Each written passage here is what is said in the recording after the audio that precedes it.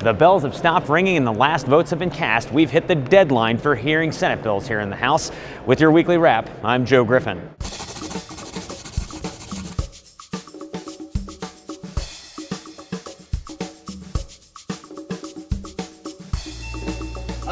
Roll call.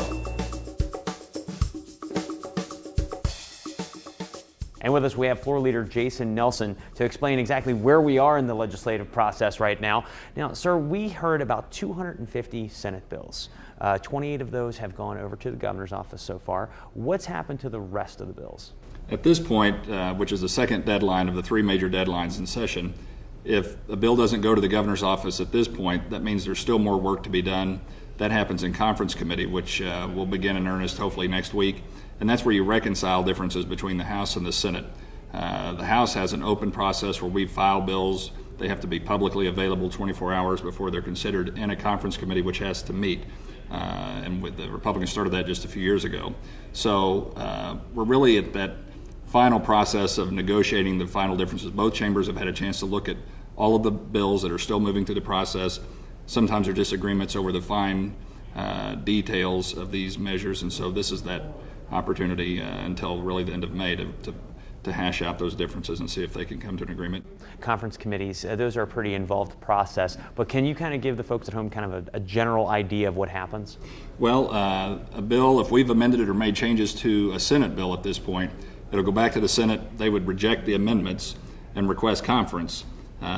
When they do that, then the leader of the Senate, the pro tem, and the Speaker of the House would determine whether they want to grant conference and assign the bill to a conference committee. If they do, then the process of selecting senators and House members to serve on the conference committee happens.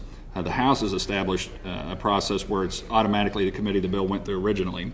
So those committees would start to meet. The chairman would call them committee meetings.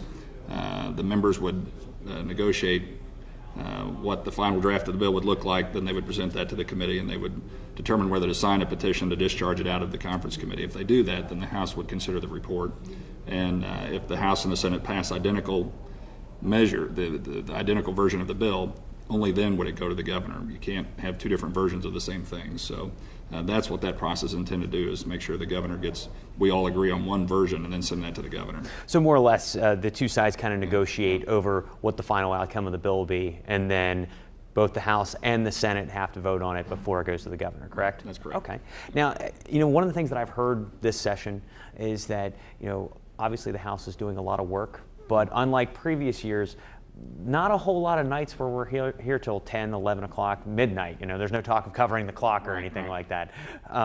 So, why do you think that is?